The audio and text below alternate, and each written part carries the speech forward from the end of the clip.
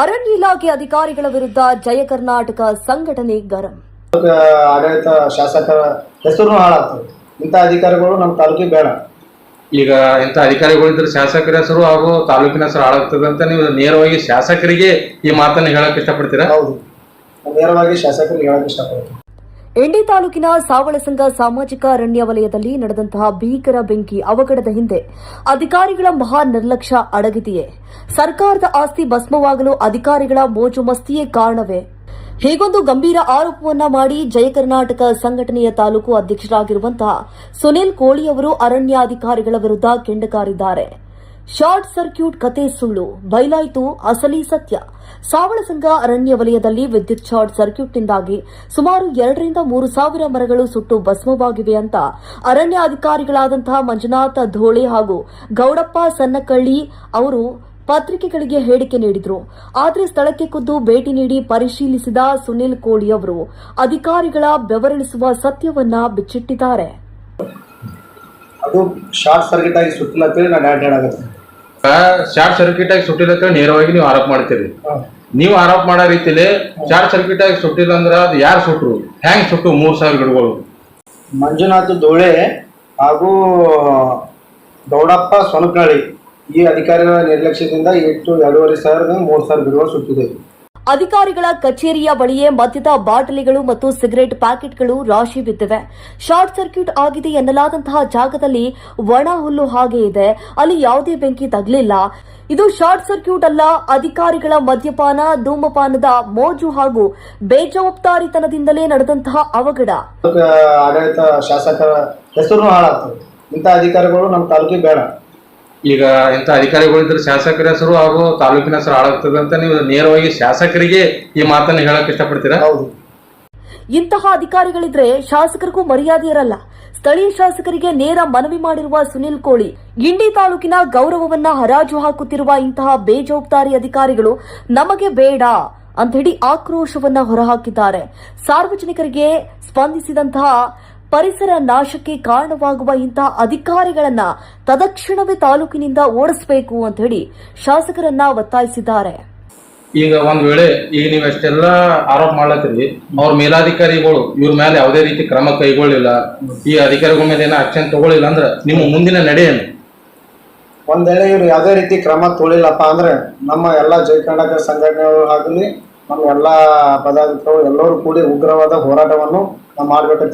ಜಯ ಕರ್ನಾಟಕ ಸಂಘಟನೆಯ ಖಡಕ್ ಎಚ್ಚರಿಕೆ. ಕಾನೂನು ಕ್ರಮವನ್ನ ಜರುಗಿಸಿ ಉನ್ನತ ಅಧಿಕಾರಿಗಳು ತತ್ಕ್ಷಣವೇ ಮಂಜುನಾಥ ಧೋಳೆ ಹಾಗೂ ಗೌಡಪ್ಪ ಸನ್ನಕಳ್ಳಿ ವಿರುದ್ಧ ಶಿಸ್ತು ಕ್ರಮವನ್ನ ಕೈಗೊಳ್ಳಬೇಕು. ಸ್ವಂತ ಖರ್ಚಿನಲ್ಲಿ ಗಿಡವನ್ನ ನೆಡೆಸಿ ನಾಶವಾಗಿರುವಂತಹ 2,000 3 ಸಾವಿರ ಗಿಡಗಳನ್ನು 2 ಅಧಿಕಾರಿಗಳ ಸ್ವಂತ ಖರ್ಚಿನಲ್ಲೇ ಮರವನ್ನ ನೆಡಬೇಕು. ಉಗ್ರ ಹೋರಾಟದ ಮುನ್ಸೂಚನೆಯನ್ನ ಕೊಟ್ಟಿದ್ದಾರೆ. ಒಂದು ವೇಳೆ ತಕ್ಷಣವೇ ಕ್ರಮವನ್ನ ಕೈಗೊಳ್ಳದಿದ್ರೆ ಜಯ ಕರ್ನಾಟಕ ಸಂಘಟನೆಯಿಂದ ತಾಲೂಕಿನಾದ್ಯಂತ ಉಗ್ರ ಹೋರಾಟ ರೂಪಿಸಲಾಗುವುದು. ಇಂಡಿ ತಾಲೂಕಿನ ಪರಿಸರವನ್ನು ಹಾಳುಗೆಡವಿದ್ದ ಅಧಿಕಾರಿಗಳಿಗೆ ತಕ್ಕ ಶಿಕ್ಷೆಯಾಗಬೇಕೆ? ನಿಮ್ಮ ಅನಿಸಿಕೆಯನ್ನ ಕಮೆಂಟ್ ಮಾಡಿ ಮತ್ತು ಧ್ವನಿ ಎತ್ತಿ. ಎಲ್ಲ ಪಬ್ಲಿಕ್ ಪ್ರೂಫ್ ನ್ಯೂಸ್ ವೀಕ್ಷಕರಿಗೆ ಸ್ವಾಗತ. ನಾನು ನಿಮ್ಮ ಶಿವರಾಜ್ ವಾಲಿಕರ್. ಇದೇನು ಸಾವಸಂಗ ಗುಡ್ದಾಗ 2,000 3 ಸಾವಿರ ಮರಗಳು ಸುಟ್ಟೋಗಿದೆ ಅಂತ ಸುಮಾರು ಪತ್ರಿಕೆಗಳಲ್ಲಿ ಪ್ರಕಟಣೆಯಾಗಿದೆ. ಈ ಪ್ರಕಟಣೆ ಕುರಿತು ಇಂಡಿ ತಾಲೂಕಿನ ಜಯ ಕರ್ನಾಟಕ ಸಂಘಟನೆಯ ಅಧ್ಯಕ್ಷರಾದ ಸುನಿಲ್ ಕೋಳಿ ಅವರು ನಮ್ಮ ಪಬ್ಲಿಕ್ ಪ್ರೂಫ್ ನ್ಯೂಸ್ ತಂಡವನ್ನು ಆ ಸಾವಸಂಗ ಗುಡ್ಡಕ್ಕೆ ಕರ್ಕೊಂಡು ಹೋಗಿದ್ರು. ಅಲ್ಲಿ ಏನೇನು ಬೆಂಕಿ ಅವಘಡದಿಂದ ಎಷ್ಟು ಮರ ಸುಟ್ಟವ, ಹ್ಯಾಂಗ್ ಸುಟ್ಟವ, ಏನೇನು ಅನಾಹುತ ಆಗ್ಯದ ಅನ್ನೋದು ಅದರ ಬಗ್ಗೆ ಅವ್ರು ಏನು ಹೇಳ್ತಾರೆ ಕೇಳೋಣ. ಅದು ಶಾರ್ಟ್ ಸರ್ಕ್ಯೂಟ್ ಆಗಿ ಸುಟ್ಟಿಲ್ಲ ನಾನು ಹೇಳಾಗುತ್ತೆ. ಶಾರ್ಟ್ ಸರ್ಕ್ಯೂಟ್ ಆಗಿ ಸುಟ್ಟಿಲ್ಲ ನೇರವಾಗಿ ನೀವು ಆರೋಪ ಮಾಡ್ತೀರಿ. ನೀವು ಆರೋಪ ಮಾಡೋ ರೀತಿಯಲ್ಲಿ ಶಾರ್ಟ್ ಸರ್ಕ್ಯೂಟ್ ಆಗಿ ಸುಟ್ಟಿಲ್ಲ ಅಂದ್ರೆ ಅದು ಯಾರು ಸುಟ್ರು, ಹ್ಯಾಂಗ್ ಸುಟ್ಟು 3,000 ಗಿಡಗಳು? ಮಂಜುನಾಥ ಧೋಳೆ ಹಾಗೂ ಗೌಡಪ್ಪ ಸೊನಕನಳ್ಳಿ ಈ ಅಧಿಕಾರಿಗಳ ನಿರ್ಲಕ್ಷ್ಯದಿಂದ 2,500 3,000 ಗಿಡಗಳು ಸುಟ್ಟಿದೆ. ಇವತ್ತ ಪಬ್ಲಿಕ್ ಪ್ರೂಫ್ ಟೀಮ್ ಕರ್ಕೊಂಡು ಸಾವಸಂಗ ಗುಡ್ಡಕ್ಕೆ ಜಯ ಕರ್ನಾಟಕ ಸಂಘಟನೆ ಅಧ್ಯಕ್ಷ ಸುನಿಲ್ ಕೋಳಿ ಅವರು ನಮ್ಮನ್ನು ಕರ್ಕೊಂಡು ಹೋಗಿದ್ರು. ಈಗಾಗಲೇ ಎಷ್ಟೋ ಪತ್ರಿಕೆಗಳಲ್ಲಿ ಮಳೆ ಬಿರುಗಾಳಿದಿಂದ ಗಿಡಗಳು ಹಾಳಾಗ್ಯಾವ, ನಾಶ ಆಗ್ಯಾವ ಅಂತೇಳಿ ವರದಿಗಳಾಗ್ಯಾವ. ಆದ್ರೆ ಸುನಿಲ್ ಕೋಳಿ ಅವರು ನೇರವಾಗಿ ಆರೋಪ ಏನ್ ಮಾಡ್ಲತ್ತಾರ ಅಂದ್ರ ಅಧಿಕಾರಿಗಳ ನಿರ್ಲಕ್ಷ್ಯದಿಂದ ಗಿಡಗಳು ಸುಟ್ಟು ಹೋಗ್ಯಾವ ಅಂತೇಳಿ 2 ಅಧಿಕಾರಿಗಳ ಹೆಸರನ್ನ ನೇರವಾಗಿ ಆರೋಪ ಮಾಡ್ಲತ್ತಾರ. ಇದ್ರ ಬದಲು ಸುನಿಲ್ ಕೋಳಿ ಅವರು ಇನ್ನಷ್ಟು ಏನು ಮಾಹಿತಿ ಕೊಡ್ತಾರ ಅಂತ ಕೇಳೋಣ. ನಾವು ಅಲ್ಲಿ ಸ್ಥಳಕ್ಕೆ ವಿಸಿಟಿಂಗ್ ಮಾಡಿದೆ. ಸ್ಥಳಕ್ಕೆ ವಿಸಿಟಿಂಗ್ ಮಾಡಿದ ಜಾಗಿಗೆ ಹೋದೆವು. ಎಲ್ಲಿ ಶಾರ್ಟ್ ಸರ್ಕ್ಯೂಟ್ ಆಗಿದಲ್ಲ ಆ ಜಾಗಿನ ಹೋದೆವು. ಆ ಜಾಗಿಗೆ ಹೋಗಿ ನೋಡಿದ್ರೆ ಅಲ್ಲಿ ಯಾವುದೇ ರೀತಿ ಶಾರ್ಟ್ ಸರ್ಕ್ಯೂಟ್ ಆಗಿಲ್ಲ. ನಾವು ಅಲ್ಲೆಲ್ಲ ಸುತ್ತಮುತ್ತ ತಿರುಗಾಡಿ ನೋಡಿದೆವು. ಆದರೆ ಅರಣ್ಯ ಭಾಳ ಲಾಸ್ ಆಗಿದೆ, ಭಾಳ ಸುಟ್ಟಿದೆ. ಅಲ್ಲಿ ನೋಡಿದೆವು, ಅಲ್ಲಿ ಬೇರೆ ಬೇರೆ ವಸ್ತುಗಳು ಕಾಣತ್ತು. ಬೀರ್ ಬಾಟ್ಲಿ, ಬೇರೆ ಬೇರೆ ವಸ್ತುಗಳು ಅಂದ್ರೆ ಏನು ಕಾಣಲ್ಲ.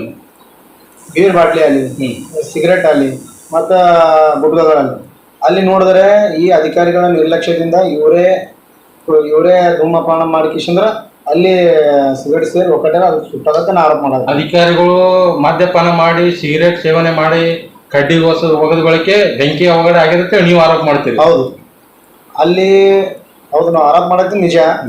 ಯಾಕಪ್ಪ ಅಂದ್ರೆ ಅಲ್ಲಿ ಶಾರ್ಟ್ ಸರ್ಕ್ಯೂಟ್ ಜಾಗಿಗೆ ಹೋದ್ರೆ ಅಲ್ಲಿ ಯಾವುದೇ ರೀತಿ ಇದು ಆಗಿಲ್ಲ. ಆದ್ರೆ ಇವರು ಆ ರೀತಿ ಜನರಿಗೆ ಸುಳ್ಳು ಸಂದೇಶ ಕೊಡ್ತಾರೆ. ಈಗಾಗಲೇ ಎಷ್ಟೋ ಪತ್ರಿಕೆ ವರದಿಗಳಲ್ಲಿ ಬಿರುಗಾಳಿ ಮಳೆ ಆರ್ಭಟಕ್ಕೆ ಗಿಡಗಳು ನಾಶ ಆಗ್ಯಾವ ಅಂತೇಳಿ ವರದಿ ಆಗ್ಯಾವ. ಇದ್ರ ಬಗ್ಗೆ ನಿಮ್ಮ ಅಭಿಪ್ರಾಯ? ಇದ್ರ ಬದಲು ಅರಣ್ಯ ನಾಶ ಆಗೋದು. ಇಂಥ ಅಧಿಕಾರಿಗಳು ಇರೋದ್ರಿಂದ ಪೂರ್ತಿ ಅರಣ್ಯ ನಾಶ ಎಲ್ಲ ತಕ್ಷಣ ಇವರು ಮೇಲಾಧಿಕಾರಿಗಳು ಎಲ್ಲರೂ ಇವ್ರು ಯಾರ್ಯಾರು ಇದಕ್ಕೆ ಕಾರಣ ಆಗಿದಾರಲ್ಲ ಅವ್ರಿಗೆ ತಕ್ಷಣ ಕ್ರಮ ತಗೊಂಡು ಅವ್ರ ಕೈಲಿ ಗಿಡ ನಡೆಸ್ಬೇಕಂತ ಹೇಳ್ತಾರೆ. ಈಗ ಈ ಮಂಜುನಾಥ ಧೂಳೆ ಮತ್ತು ಗೌಡಪ್ಪ ಸನಕನಹಳ್ಳಿ ಅವರಿಂದ ಈ ನಷ್ಟ ಪರಿಹಾರ ಮಾಡಿಸ್ಬೇಕು, ಗಿಡಗಳನ್ನ ವಾಪಸ್ ಅವ್ರ ದುಡ್ಡಲ್ಲೇ ಸ್ವತಃ ದುಡ್ಡಲ್ಲೇ ನಡೆಸ್ಬೇಕಂತ ನೀವು ಹೇಳಕತ್ತೀರಿ. ಹೌದು, ಇದ್ರ ಮುಖಾಂತರ ನಾ ಸ್ಥಳೀಯ ಶಾಸಕರಿಗೆ ಏನು ಮನವಿ ಮಾಡ್ಕೊಳ್ತೀನಿ ಅಂದರೆ, ನೀವು ದಿನದ ಲಕ್ಷಾಂತರ ರೂಪಾಯಿ ಖರ್ಚು ಮಾಡಿ ಇದಕ್ಕೆ ಇಂಪ್ರೂವ್ಮೆಂಟ್ ಮಾಡಿರಿ. ಆದರೆ ಇಲ್ಲಿ ಅಧಿಕಾರಿಗಳು ದುರುಪಯೋಗ ಮಾಡಾಕತ್ತಿದ್ದಾರೆ. ಇದಕ್ಕೆ ಸೂಕ್ತವಾದ ಕ್ರಮ ನೀವು ತೊಗೊಳ್ಳೇಬೇಕು. ಇದ್ರದ್ದು ಏನದ ಇದು ಎಲ್ಲ ನೀವು ಇದು ಮಾಡಬೇಕು. ಈಗ ಒಂದ್ ವೇಳೆ ಈಗ ನೀವು ಅಷ್ಟೆಲ್ಲ ಆರೋಪ ಮಾಡ್ಲತ್ತೀರಿ, ಅವ್ರ ಮೇಲಾಧಿಕಾರಿಗಳು ಇವ್ರ ಮೇಲೆ ಯಾವುದೇ ರೀತಿ ಕ್ರಮ ಕೈಗೊಳ್ಳಿಲ್ಲ, ಈ ಅಧಿಕಾರಿಗಳ ಮೇಲೆ ಏನೋ ಆಕ್ಷನ್ ತಗೊಳ್ಳಿಲ್ಲ ಅಂದ್ರೆ ನಿಮ್ಮ ಮುಂದಿನ ನಡೆ ಏನು? ಒಂದ್ ವೇಳೆ ಇವ್ರು ಯಾವುದೇ ರೀತಿ ಕ್ರಮ ತೊಗೊಳ್ಳಿಲ್ಲಪ್ಪ ಅಂದ್ರೆ ನಮ್ಮ ಎಲ್ಲ ಜೈಕರ್ನಾಟಕ ಸಂಘಟನೆಗಳು ಆಗಲಿ ನಮ್ಮ ಎಲ್ಲ ಪದಾಧಿಕಾರಿಗಳು ಎಲ್ಲರೂ ಕೂಡಿ ಉಗ್ರವಾದ ಹೋರಾಟವನ್ನು ನಾವು ಮಾಡ್ಬೇಕಂತೇಳಿ ಈಗ ಇಂಥ ಅಧಿಕಾರಿಗಳು ನಿಮ್ಮ ತಾಲೂಕಿಗೆ ಬೇಕಾ ಬೇಡವಾ? ಇಂಥ ಅಧಿಕಾರಿಗಳು ಈಗಲೂ ಬೇಡ, ಮುಂದೆನೂ ಬೇಡ. ಇದ್ರ ಮುಖಾಂತರ ಶಾಸಕರಿಗೆ, ಸ್ಥಳೀಯ ಶಾಸಕರಿಗೆ ವಿನಂತಿ ಮಾಡ್ಕೊಳ್ತೀನಿ, ಇಂಥ ಅಧಿಕಾರಿಗಳು ಒಟ್ಟ ತರಂತ ತಲೆ ತೊಳಕ್ಕೆ ಹೋಗಬೇಕು. ಇಲ್ಲದಿದ್ದರೆ ನಾನು ಇಂಥ ಅಧಿಕಾರಿಗಳು ಈ ರೀತಿ ಮಾಡೋದ್ರಿಂದ ನಾನು ಉಗ್ರವಾದ ಹೋರಾಟವನ್ನು ಮಾಡಬೇಕಾಗ್ತದೆ. ಇಂಥ ಅಧಿಕಾರಿಗಳು ನಿಮ್ಮ ತಾಲೂಕಿನಾಗಿದ್ದರೆ ಏನೇನು ಅವಘಡ, ಇನ್ನಷ್ಟು ಅವಘಡ ಏನೇನು ಆಗ್ಬೋದು? ನಮ್ಮ ತಾಲೂಕು ಪೂರ್ತಿ ಅಧಿಕಾರಿ, ನಮ್ಮ ತಾಲೂಕು ಪೂರ್ತಿ ಸಂಪೂರ್ಣವಾಗಿ ಹಾಳಾಗುತ್ತೆ.